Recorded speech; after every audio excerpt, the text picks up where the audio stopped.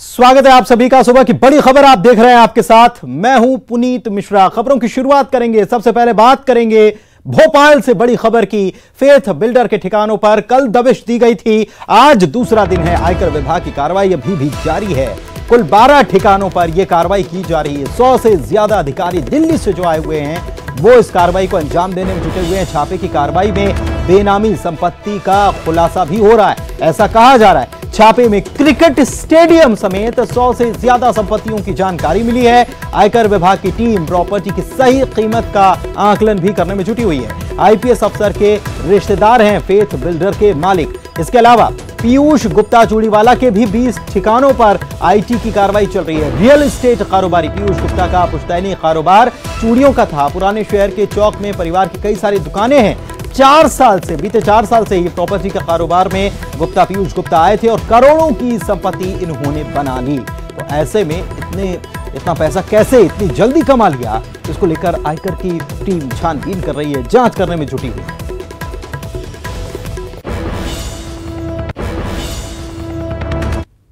हाल में दूसरे दिन भी आयकर विभाग की छापेमार कार्रवाई जारी है। लगातार चूना भट्टी के साथ भोपाल के अलग अलग स्थानों में आयकर विभाग की टीम इस कार्रवाई को कर रही है और करोड़ों की बेनामी संपत्ति का अभी तक खुलासा हुआ है और लगातार कई दस्तावेजों को खंगाला जा रहा है। और जो कंपनी है उसकी अलग अलग 5 से ज़्यादा फर्म की जांच पड़ताल की जा रही है। सूत्रों के अनुसार से जानकारी ये मिली है कि 1000 करोड़ की बेनामी संपत्ति मिलने की संभावना है। भोपाल में 300 से ज़्यादा एकड़ ज़मीन, 22 रेसिडेंशियल प्लॉट, 7 फ्लैट, 6 मकान, 4 डुप्लेक्स, 2 होटल रिसोर्ट और 8 रेसिडेंशियल प्रोजेक्ट, 2 शॉपिंग मॉल, 4 दुकानें, 2 होटल समेत कई प्रॉपर्टी में करोड़ों का निवेश की जानकारी आई है। बताया जा रहा है कि फेथ कंपनी में प्रदेश के रिटायर्ड अधिकारियों का 500 करोड़ से ज़्यादा का निवेश है। इसके अलावा अभी तक 1 करोड़ की नकदी, 100 से ज़्यादा प्रॉपर्टी की जानकारी मिली है। रातीगढ़ में राघवेंद्र तोमर ने अपने बेटे के लिए अंतर्राष्ट्रीय स्तर के न्यूजीलैंड की तर्ज पर 2 क्रिकेट मैदान बनाए थे। स्टेडियम में T20 टूर्नामेंट का शुभारंभ भी हो चुका है। अंतर्राष्ट्रीय क्रिकेट खिलाड़ी जहीर खान ने इन स्टेडियम में इस प्रतियोगिता का उद्घाटन किया था। बताया ये भी जा रहा है कि सचिन तेंदुलकर के बेटे अर्जुन तेंदुलकर ने एक मैच यहाँ पर खेला था।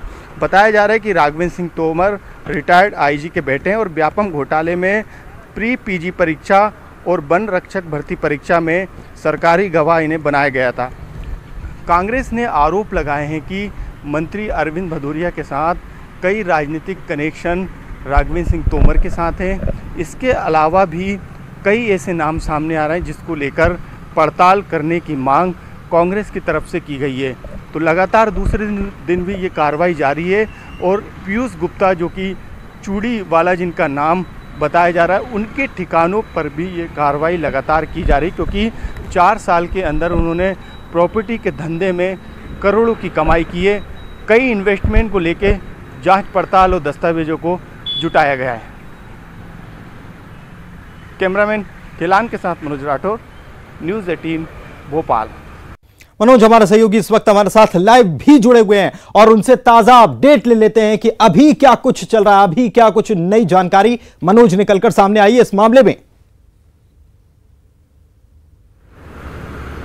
पुनीत, बिल्कुल कल जिस तरीके से इनकम टैक्स की कार्रवाई शुरू हुई थी उसके बाद आज भी दूसरे दिन यानी ये कार्रवाई लगातार जारी है। और आप देख सकते हैं कि यहाँ पे इनकम टैक्स के अधिकारियों की जो टीम थी वो थोड़ी देर पहले ही इस फेथ कंपनी के ऑफिस में आई है, जो कि राघवेंद्र सिंह तोमर का ये ऑफिस है। ये फेथ कंपनी के मालिक हैं जिनकी 5 से ज़्यादा कंपनी है। लगातार उन दस्तावेजों को कल इकट्ठा किया गया था, उसकी जांच पड़ताल की जा रही है और अभी तक ये आकलन निकल के आया है कि करीब 1000 करोड़ की बेनामी संपत्ति की संभावना जताई जा रही है, जिसमें कई बड़े लोगों ने इन्वेस्टमेंट किया था। तो कई डिटेल्स अभी इनकम टैक्स की टीम के हाथ लगे हैं। करीब 100 से ज़्यादा ऐसी संपत्ति है, जिसमें 2 क्रिकेट स्टेडियम जो कि राजधानी भोपाल के रातीगढ़ थाना इलाके में अंतर्राष्ट्रीय स्तर के ये क्रिकेट स्टेडियम है जो कि न्यूजीलैंड की तर्ज पर बनाए गए थे। यहाँ पर तमाम टूर्नामेंट यहाँ पर किए जाते हैं। तो इसके अलावा 300 से ज़्यादा एकड़ ज़मीन के बारे में पता चला है।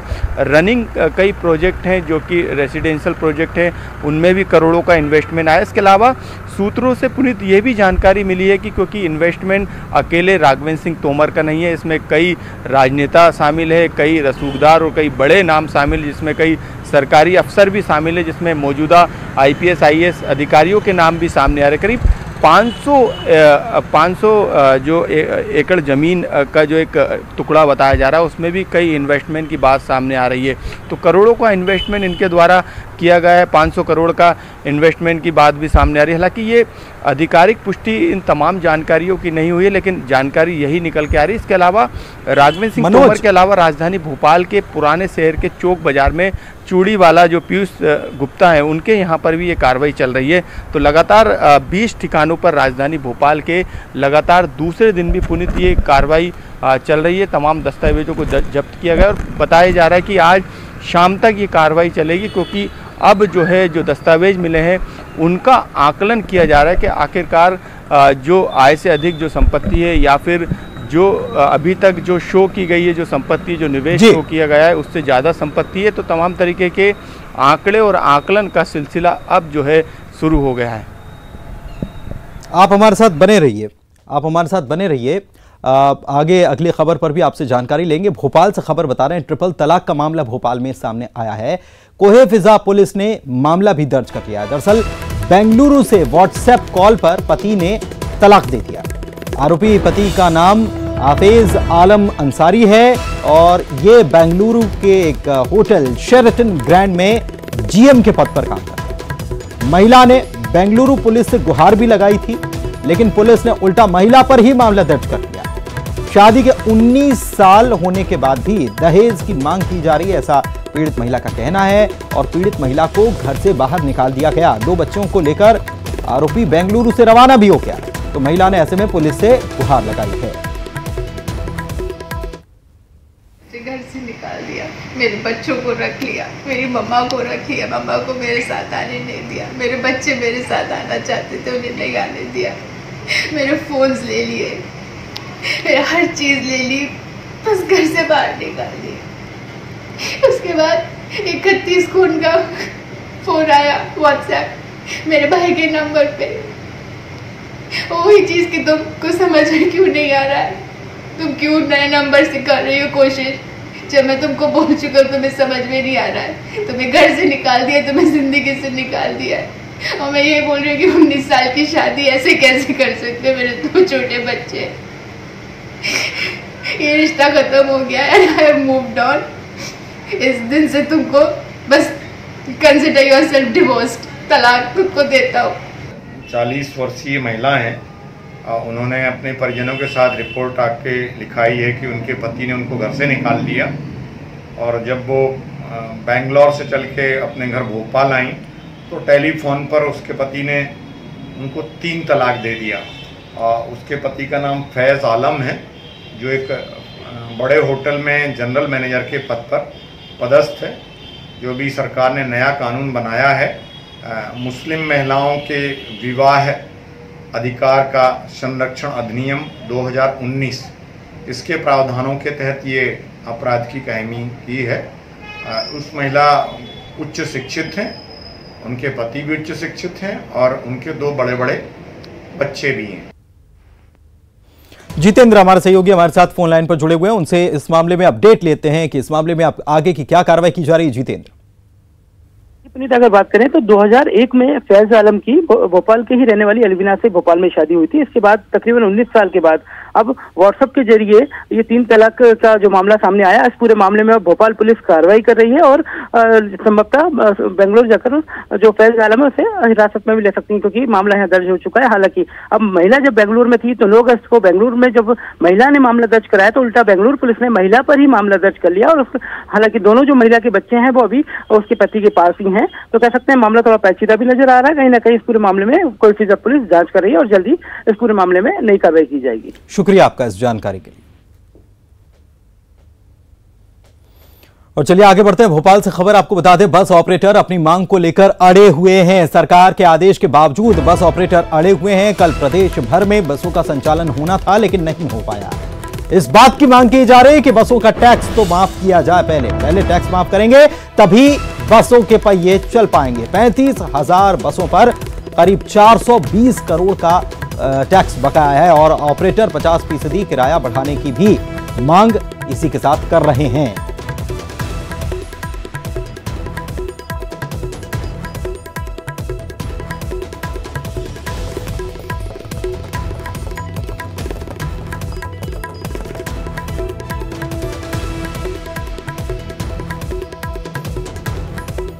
तो सरकार की तरफ से कहा गया था कि बसों को चलाया जाए, सरकार की तरफ से कह दिया गया था, लेकिन चलाई नहीं गई, मांगे पूरी नहीं हुई। इस वजह से बसों के पहिए अभी भी थमे हुए हैं।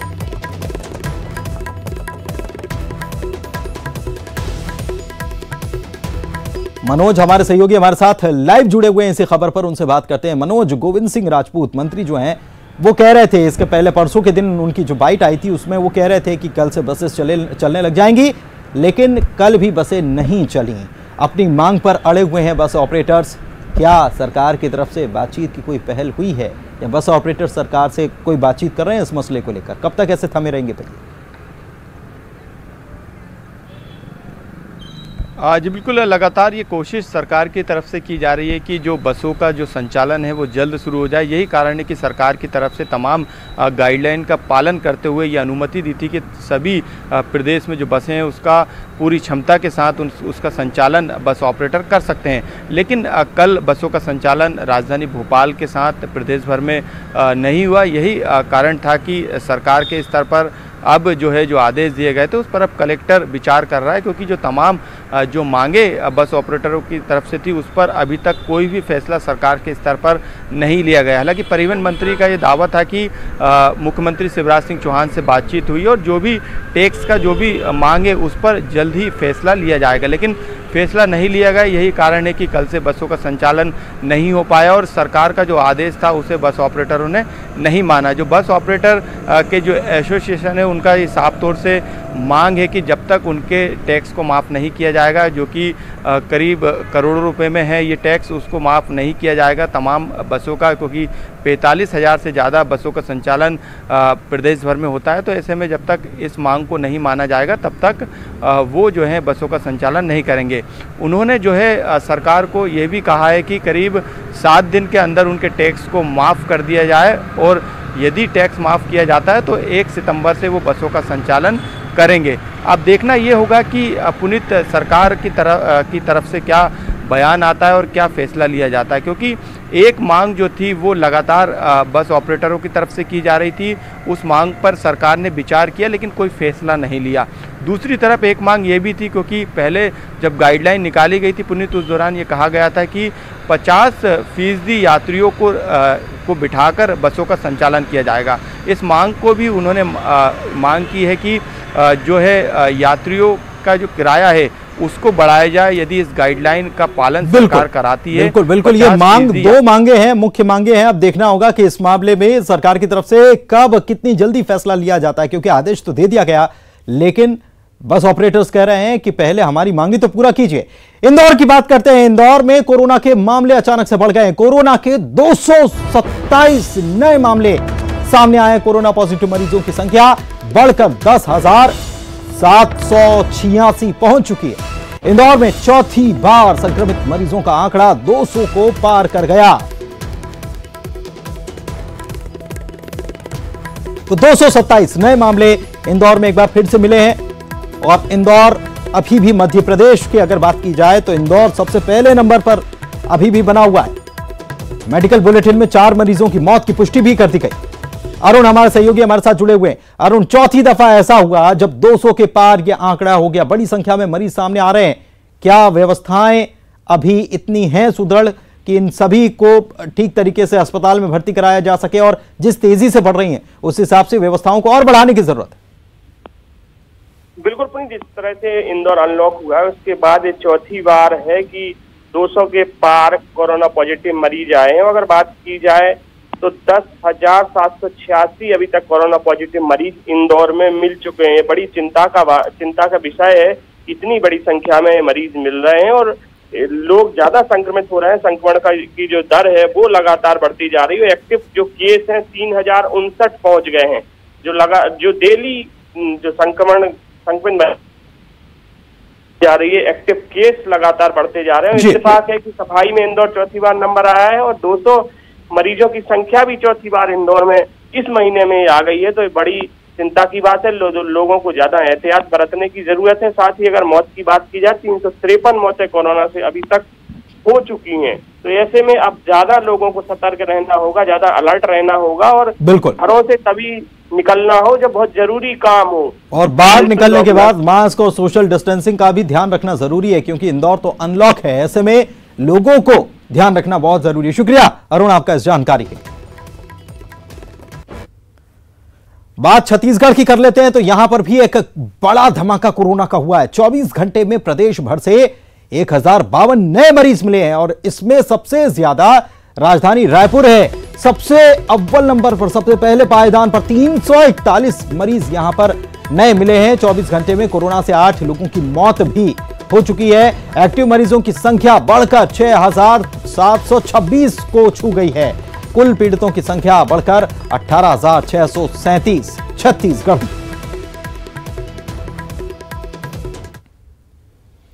और इसके अलावा रायपुर से खबर आपको बता दें कि सर्दी खांसी बुखार पर स्वास्थ्य विभाग ने सख्ती बरती है। सर्दी और बुखार आने पर 24 घंटे में ही कोरोना का सैंपल देना होगा। सांस लेने में तकलीफ, खांसी पर भी सैंपल देना होगा।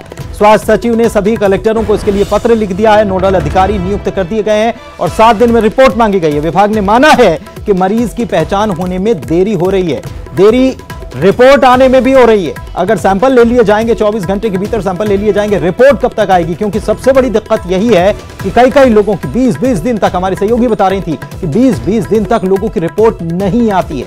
सबसे बड़ी समस्या छत्तीसगढ़। सुबह की बड़ी खबर आप देख रहे हैं। चलिए आगे बढ़ते हैं। शाजापुर में बारिश से नदी नाले उफान पर हैं और यहां पर कई गांवों में बाढ़ जैसे हालात बन गए हैं और कुछ निचले इलाके जो हैं वहां पर पानी भी भर गया है। सड़क के ऊपर से भी पानी बह रहा है। ये तस्वीर हम आपको दिखा रहे हैं कि कितनी भारी बारिश यहां पर हुई है। इससे अंदाजा आप लगा सकते हैं कि बारिश से नदी नाले पूरे उफान पर आ गए हैं और कई गांवों में बाढ़ जैसे हालात बन गए हैं। लोग फंस गए हैं। निचले इलाकों में भी पानी भर गया है तो लोगों को मुसीबतों का सामना करना पड़ा है और इसके साथ ही सड़क के ऊपर से भी पानी बह रहा है और जहां देखो वहां हर तरफ पानी ही पानी नजर आ रहा है। शाजापुर से ये तस्वीरें आप देख पाए।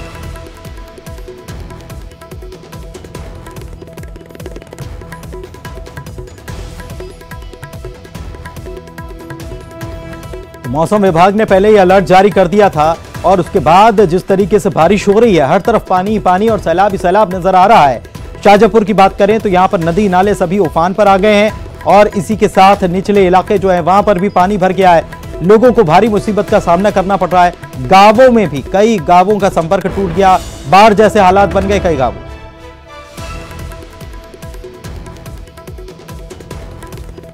सुनील हंचोरिया हमारे सहयोगी हमारे साथ जुड़े हुए हैं, उनसे बात करते हैं और उनसे जानकारी लेते हैं कि क्या फिलहाल की स्थिति है और जो हालात सुनील बने हुए हैं उसके बाद क्या यहां पर राहत पहुंचाने के लिए क्या कोशिशें की जा रही है। निचले इलाके जहां पर पानी भर गया है या वो गांव जहां पर बाढ़ से हालात है।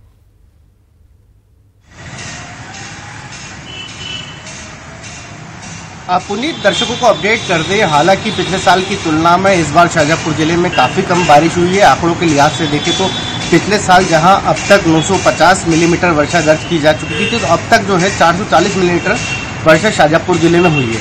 ये जो तस्वीरें हम बीती रात की बता रहे हैं, ये तस्वीरें शाजापुर जिला मुख्यालय से लगभग 70 किलोमीटर दूर अरनिया कला क्षेत्र, तिलावत मेला क्षेत्र और रोलाखेड़ी एक पर्टिकुलर एक इलाका है उस क्षेत्र की, जहाँ पर भारी बारिश के बाद कई निचले इलाकों में पानी भर गया है। हालांकि राहत भरी बात है कि इससे किसी प्रकार की कोई जनहानि नहीं हुई, कोई बस्तियों में कोई लोग प्रभावित नहीं हुए, लेकिन नदी नाले तमाम उफान पर आ गए थे। तस्वीरों में आप देख सकते हैं कि महज 1 से 1.5 घंटे की तेज बारिश हुई थी, उसके बाद जो है इस तरीके के हालात देखने को मिले। हालांकि इसके उलट शाजापुर जिला मुख्यालय, शुजालपुर, कालापीपल, मोहन बड़ौदिया तमाम जो बड़ी जगह है वहाँ पर अब भी झमाझम बारिश का इंतजार है। बारिश जरूर रिमझिम चल रही है, लेकिन अब भी उतनी तादाद में बारिश नहीं हो पाई है जिसकी लोगों को उम्मीद है। आंकड़ों के लिहाज से भी अब तक महज आधी बारिश दर्ज की जा चुकी है। तो दूसरी ओर शाहजहाँपुर जिले का एक इलाका है, वहाँ पर भारी बारिश के बाद इस तरीके की तस्वीरें देखने को मिली।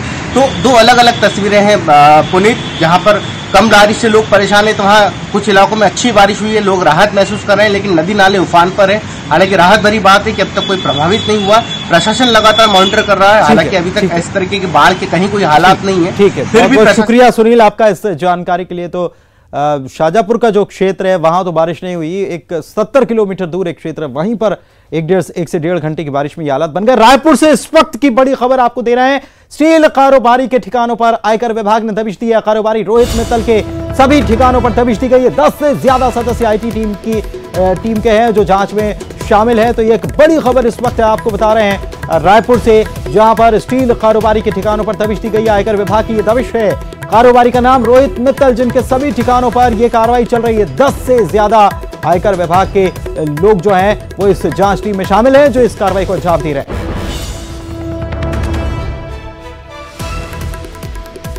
रायपुर से इस वक्त की बड़ी खबर, आयकर विभाग ने छापा मारा। स्टील कारोबारी के ठिकानों पर यह दबिश दी गई है। नाम रोहित मित्तल, इनके सभी ठिकानों पर दबिश दी गई है। और टीम 10 से ज्यादा सदस्य इस टीम में बताए जा रहे हैं। आयकर की टीम जो है वो यहां पर छानबीन कर रही है। सुरेंद्र हमारे सहयोगी ज्यादा जानकारी के साथ मौजूद हैं। सुरेंद्र, क्या खबर है? देखिए पुनीत, जिस तरह से कल रात में ये आयकर विभाग की टीम ने दबिश दी है और स्टील कारोबारी हैं और इनमें इस तरह से लेन देन को लेकर हेराफेरी इनके दस्तावेजों में मिली है, इसके चलते आयकर विभाग ने टीम ने ये छापेमार ये दबिश दी है। हालांकि जिस तरह से अभी दस्तावेजों को जुटाया जा रहा है, सभी इनके जो बैलेंस शीट्स है उसको मिलाया जा रहा है कि आखिर उन्होंने लेन देन किया है तो किस बतौर किस तरह से किया है, और जो बैलेंस शीट में दिखाया है कि नहीं दिखाया है, इससे दस्तावेज और कई जो लैपटॉप्स हैं और जो कंप्यूटर्स हैं उसमें जिस लेन देन को लेकर जो उनके जो खाका है, जो सीट्स है, उसको मिलान किया जा रहा है। इससे पहले भी 10 दिन पहले भी यहाँ पर एक बड़ी कार्रवाई हुई थी और उसमें भी कई दस्तावेज मिले थे। तो उसी दस्तावेजों को ये का कहना है कि जो भोपाल में जो वहां पर जो दबिश दी गई है उसके बाद इनके तार उनसे मिल सकते हैं, तो इसकी भी जो लिंक इसका भी ढूंढा जा रहा है। चलिए, बहुत बहुत शुक्रिया, आप नजर बना के रखना इस खबर पर। तो रायपुर से ये बड़ी खबर, और भोपाल में जो कार्रवाई चल रही है उससे लिंक होने की बात फिलहाल कही जा रही कि माना जा रहा है कि हो सकता है कोई लिंक हो। फिलहाल छानबीन जारी है।